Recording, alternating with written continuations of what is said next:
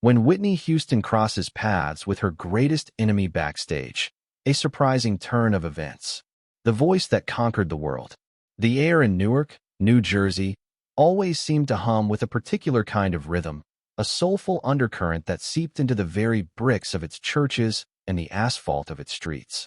It was in this vibrant, often challenging, landscape that Whitney Elizabeth Houston was born on August 9, 1963. From her earliest days, music wasn't just a pastime. It was the very fabric of her existence. Her mother, Cissy Houston, was a gospel powerhouse and a renowned backup singer, having lent her formidable voice to legends like Elvis Presley and Aretha Franklin. Her cousin was the iconic Dionne Warwick, and her godmother, the Queen of Soul herself, Aretha Franklin. With such a lineage, it was less a question of if Whitney would sing, but when and how profoundly. Her first stage was the New Hope Baptist Church Choir, where her voice, even as a child, possessed an ethereal quality that belied her years. It was a voice that could soar effortlessly, imbued with a raw emotion that resonated deep within the soul. She wasn't just singing notes, she was channeling spirit. As a teenager, she began performing with her mother, honing her craft, learning the discipline and passion required to command a stage. She dabbled in modeling, her striking beauty gracing the pages of magazines, but it was always the music that called to her, an undeniable siren song. The world truly began to listen in 1983 when Clive Davis, the legendary record executive, witnessed her perform in a New York nightclub. He was instantly captivated, recognizing not just a voice, but a phenomenon. 2 years later, in 1985, her self-titled debut album, Whitney Houston, exploded onto the scene. It wasn't just a success, it was a seismic event in music history. Songs like You Give Good Love, Saving All My Love for You, and Greatest Love of All showcased a vocal range and purity that seemed almost superhuman. She broke records, becoming the first female artist to have 3 #1 singles from a debut album. Her voice was a clarion call, a perfect blend of gospel fervor, pop accessibility, and R&B sophistication. Whitney Houston wasn't just a singer, she was a cultural ambassador. Her image was meticulously crafted, elegant, poised, and undeniably glamorous. She was America's sweetheart, a crossover sensation who transcended racial and genre boundaries. Her music was universally adored, her concerts sold out stadiums, and her face adorned countless magazine covers. She was the epitome of perfection, a vocal prodigy who seemed to glide effortlessly through life, touching hearts with every note. But beneath the dazzling veneer of global superstardom, the pressures were immense. The expectation to always be perfect, to always deliver that flawless vocal performance, to maintain that pristine image, began to weigh heavily. Every public appearance, every interview, every note sung was scrutinized. The world demanded an impossible ideal, and Whitney, a sensitive soul, felt the crushing weight of it. The very perfection that propelled her to the top also created an internal chasm, a space where vulnerability and imperfection were not allowed to exist. This chasm, this internal struggle, began to manifest subtly. The whispers of self-doubt, the yearning for an escape from the relentless spotlight, the quiet anxieties that gnawed at her when the cameras were off. It was here, in the quiet moments of introspection, that her greatest enemy began to take root. Not a person, not an external force, but an insidious internal adversary. The fear of not being enough, the burden of maintaining an impossible facade, and the nascent seeds of self-medication to quiet the noise. The world saw the dazzling smile, the powerful voice, the confident stage presence. But behind the scenes, a different narrative was slowly unfolding. A narrative of a woman grappling with the immense solitude of fame, the constant demand for more, and the quiet emergence of a shadow that would grow to eclipse her incredible light. The stage was set, not just for another performance, but for a deeply personal battle, one that would eventually lead to a fateful encounter backstage, an encounter that would force her to confront the very essence of her struggle. The path to that moment was paved with both unparalleled triumph and the quiet, creeping despair of a soul under siege. If you're fascinated by the untold stories and complex lives of music legends, make sure to subscribe to our channel for more in-depth explorations. The late 1980s and early 1990s marked the zenith of Whitney Houston's career. Her second album, Whitney, made her the first female artist to debut at #1 on the Billboard 200. I Want to Dance with Somebody Who Loves Me became an anthem of joy, and her rendition of the Star-Spangled Banner at Super Bowl 25 in 1991 was a moment of such raw, patriotic power that it became a benchmark for all future performances. Then came The Bodyguard in 1992, a cinematic and musical triumph that cemented her status as a global icon. The soundtrack, featuring her monumental cover of Dolly Parton's I Will Always Love You, became the best-selling soundtrack album of all time, selling over 45 million copies worldwide. She was untouchable, a goddess of song. Yet, it was precisely during this period of unparalleled success that the cracks began to show, and her greatest enemy, addiction, started to emerge from the shadows. The pressures of maintaining her pristine image, the relentless touring schedule, the constant demands on her voice and her person, created a fertile ground for self-medication. What began as an occasional escape, a way to unwind or cope with anxiety, slowly morphed into a dependency, a dark companion that promised solace but delivered only deeper despair. Her marriage to R&B singer Bobby Brown in 1992, while initially a source of joy and a defiant statement against her America's sweetheart image, quickly became a lightning rod for media scrutiny. Their relationship was tumultuous, marked by public arguments, allegations of infidelity, and a chaotic energy that seemed to fuel both their creative output and their personal demons. The media, once adoring, turned predatory. Every stumble, every late arrival, every missed note was amplified and dissected. The public, who had once adored her perfection, now reveled in her perceived imperfections, eager to witness the fall of an idol. The duality of her life became stark. On stage, she was still the magnificent Whitney, capable of silencing a stadium with a single note. But behind closed doors, the private pain was escalating. The addiction wasn't just a habit. It was a relentless battle against herself, a struggle to reconcile the public persona with the private reality. Her voice, once a pristine instrument, began to show the strain. The effortless runs became more labored, the power occasionally faltered. Fans noticed, critics whispered, and the media pounced. Her greatest enemy was not Bobby Brown, nor the tabloids, nor the demanding industry. It was the insidious grip of addiction, coupled with the crushing weight of self-doubt and the relentless pursuit of an unattainable perfection. It was the voice in her head that told her she wasn't good enough, that she needed something external to cope, to perform, to simply exist. This enemy eroded her confidence, chipped away at her self-worth, and slowly, systematically, began to dismantle the very foundations of her extraordinary talent and spirit. The toll was devastating. Her career, once a meteoric ascent, began a slow, painful decline. Album sales dwindled, concert dates were canceled, and her once unblemished reputation was tarnished. Relationships suffered, trust was broken, and the vibrant, joyful woman who had once captivated the world seemed to recede further and further into the shadows of her own making. The enemy had emerged, and it was waging a silent, brutal war within her, threatening to consume everything she had built, everything she was. The world watched, judged, and speculated, largely unaware of the profound internal struggle that was slowly claiming one of its most precious voices. If you appreciate honest storytelling that delves into the complexities of struggle and resilience, please like this story to show your support. The air backstage was thick with anticipation, a palpable blend of nervous energy and the faint scent of hairspray and old dust.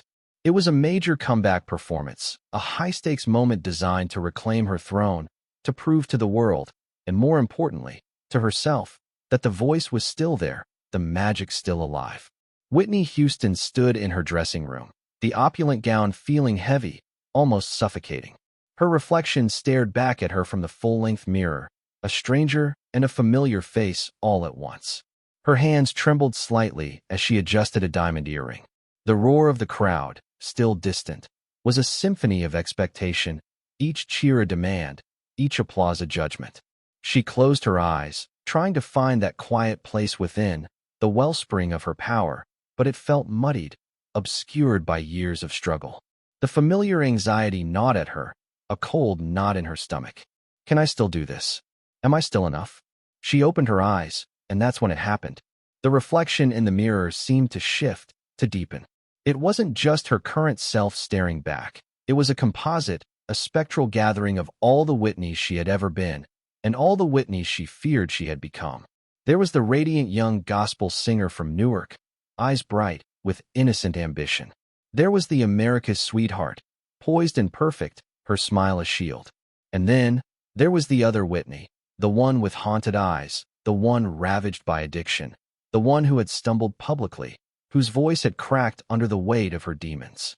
This was her greatest enemy, not a person, but the cumulative weight of her past mistakes, her self-doubt, her addiction, all staring back at her from the glass. It was the embodiment of every critical headline, every whispered judgment, every moment of self-loathing she had ever felt. The enemy had a face, and it was her own, distorted by pain and regret. A wave of despair threatened to engulf her. She saw the exhaustion in her eyes, the faint lines of worry etched around her mouth. The voice in her head, the one that had driven her to seek solace in destructive habits, began its familiar litany of accusations.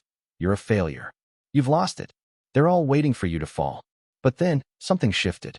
It wasn't a sudden burst of defiance, but a quiet, almost imperceptible flicker. As she gazed into the eyes of her reflected enemy, a surprising turn of events unfolded. Instead of recoiling in shame or anger, instead of succumbing to the familiar cycle of self-flagellation, a different emotion began to surface: compassion. She saw not just the wreckage, but the pain. She saw the little girl who just wanted to sing, the young woman who was overwhelmed by a world that demanded too much. She saw the fear, the loneliness, the desperate attempts to cope. And in that moment, looking at the fractured image of herself, she felt a profound, aching empathy. It's okay, she whispered, her voice raspy, not to the reflection, but to the wounded soul within. It's okay to be broken. It's okay to have struggled. You're still here. The words were a balm, a gentle hand reaching across the chasm of self-judgment. The spectral images in the mirror seemed to soften, to merge, no longer a chorus of condemnation but a silent acknowledgement. It wasn't a magical cure, but a moment of profound clarity, a realization that the path to redemption wasn't through fighting her past self, but through embracing her, flaws and all. The enemy wasn't to be vanquished, it was to be understood, forgiven, and integrated. A single tear traced a path down her cheek, not of sorrow, but of release. The knot in her stomach loosened. The roar of the crowd outside no longer sounded like judgment, but like a distant echo of the love she had once commanded, and perhaps could still reclaim. She took a deep breath, straightened her shoulders, and for the first time in a long time, felt a flicker of genuine self-compassion. The stage awaited, and she was ready, not to be perfect, but to be real. Have you ever experienced a moment of profound self-realization or clarity? Share your story in the comments below. The backstage encounter, that quiet moment of self-compassion, didn't magically erase years of addiction or the scars of public scrutiny. It was a turning point, a seed planted in fertile ground, but the battle for redemption was far from over. Whitney Houston's journey through the 2000s was a testament to the relentless, often brutal, nature of addiction and recovery. There were periods of intense struggle, public relapses, and heartbreaking interviews that laid bare her vulnerability. Yet, there were also moments of immense courage, unwavering determination, and a persistent desire to reclaim her voice and her life. Her attempts at recovery were well documented, often playing out in the harsh glare of the media spotlight.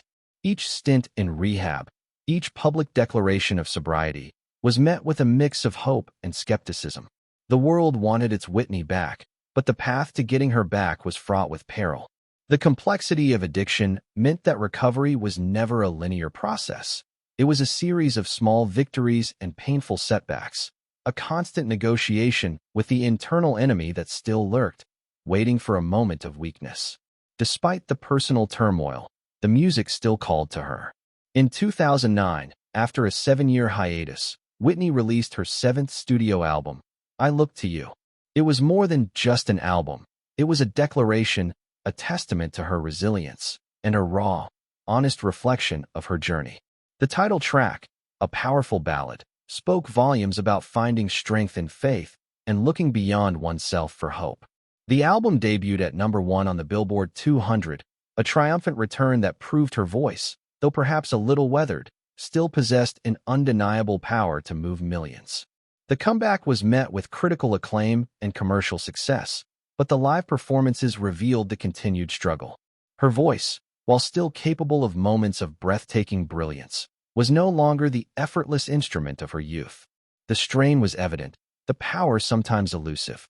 Critics, and even some fans, were unforgiving, comparing her current performances to her past perfection. This constant comparison, this inability to escape the shadow of her own legendary past, was another facet of her internal battle. Yet, through it all, there was a dedicated support system around her. Her mother, Cissy Houston, remained a steadfast presence, a pillar of strength and unwavering love. Clive Davis, her mentor and friend, continued to believe in her, providing opportunities and encouragement. These were the people who saw beyond the headlines, who understood the depth of her struggle, and who never gave up on the woman behind the voice.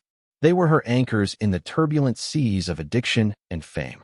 Her final performances, particularly during her 2010 Nothing But Love World Tour, were a poignant display of her fight. There were nights of brilliance, where flashes of the old Whitney shone through, reminding everyone of her unparalleled talent. And there were nights where the struggle was painfully evident, where her voice faltered, and her vulnerability was laid bare. But even in those moments of perceived weakness, there was a raw honesty, a human element that made her even more relatable. She wasn't just a superstar. She was a survivor, fighting for her legacy, fighting for her life, one note at a time. The battle for redemption is never truly won. It is a continuous process, a daily commitment. Whitney Houston's journey illuminated the profound complexity of addiction, demonstrating that even the most talented and beloved individuals are not immune to its grip. Her fight to reclaim her voice, her dignity, and her place in the world was a testament to the enduring human spirit, a powerful, if sometimes heartbreaking, narrative of resilience against overwhelming odds. She fought until the very end, leaving behind a legacy not just of unparalleled vocal artistry, but of a woman who dared to be vulnerable, to stumble, and to keep fighting for her truth. For more stories about redemption, resilience, and the human spirit's capacity to overcome, subscribe to our channel. The news broke on February 11th, 2012, a date that would forever be etched in the collective memory of the music world. Whitney Houston, the voice that had conquered the world, was found unresponsive in a hotel bathtub in Beverly Hills. The official cause of death was accidental drowning, with heart disease and cocaine use listed as contributing factors. The shock was immediate and profound, a collective gasp of disbelief that reverberated across the globe. The world had lost its Nippy, its America's sweetheart, its queen of pop. The outpouring of love and grief was immense, a testament to the indelible mark she had left on millions. Fans, fellow artists, and world leaders mourned her passing, sharing stories of how her music had touched their lives. Her funeral, a star-studded yet deeply personal affair held at the New Hope Baptist Church where her journey began, was a powerful tribute to her life and legacy. It was a moment for the world to collectively acknowledge her genius, to celebrate the unparalleled gift of her voice, and to grapple with the tragic circumstances of her final years. In the wake of her death, conversations around addiction and mental health in the entertainment industry gained renewed urgency. Whitney's story, once a source of tabloid fodder, became a poignant case study, forcing a more empathetic and nuanced understanding of the struggles faced by those in the public eye. Her vulnerability, once perceived as a weakness, became a powerful tool for advocacy, helping to destigmatize addiction and encourage open dialogue. The surprising turn in her legacy was this: her struggles, far from diminishing her, made her more human, more relatable, and ultimately, more impactful in a way she might never have intended. She became a symbol, not just of vocal perfection, but of the universal human struggle against internal demons. Her lasting impact on music and culture is immeasurable. She broke barriers, set records, and inspired generations of singers. Her vocal technique, her ability to blend gospel, R&B, and pop, and her sheer emotional power continue to influence artists across genres.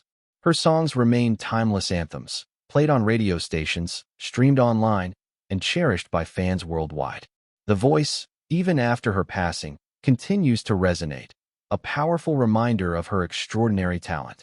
Tragically, her daughter, Bobby Christina Brown, would follow a hauntingly similar path, found unresponsive in a bathtub in 2015 and passing away months later.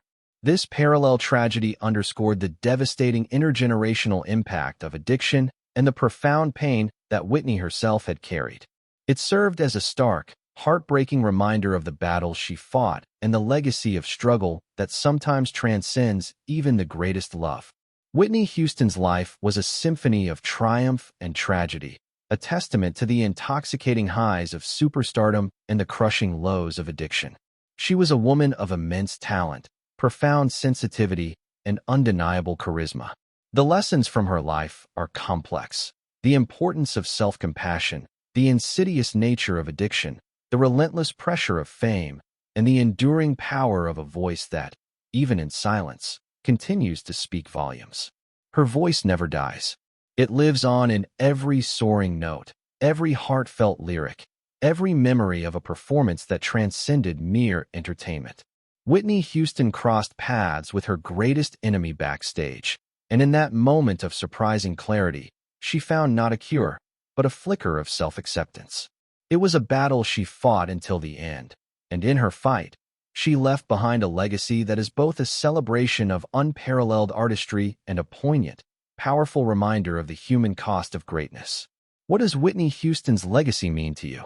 Share your thoughts, like this story, and subscribe for more deep dives into the lives of cultural icons.